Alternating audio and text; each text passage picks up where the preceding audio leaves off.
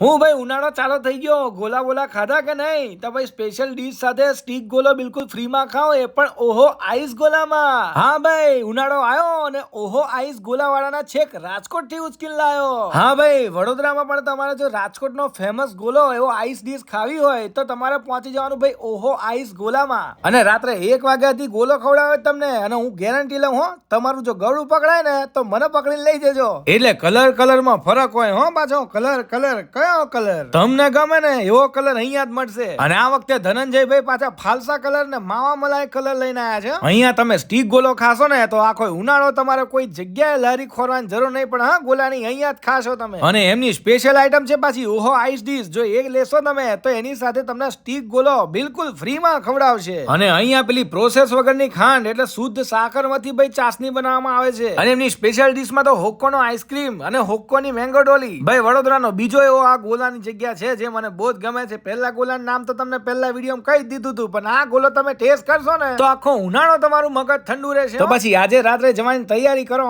Address ની વાત કરું તો અક્ષર ચોક, ઓપી રોડ, ડિલક્સ પાન ની બિલકુલ આગળ. અને આ એમની ઓહો આઈસ સ્પેશિયલ ડીશ છે ભાઈ. એની સાથે તમારો ગોલો ફ્રીમાં ખાવો હોય ને તો એમનું અકાઉન્ટ ફોલો કરી લેજો, તમને ફ્રીમાં ગોલોય ખવડાવી દેશે. તો મારા વાલા કોની રાહ જુઓ તમે? આજે રાત્રે 8 વાગે ને એટલે તૈયારી કરીને પછી ગોલો ખાવા માટે પહોંચી જ જજો.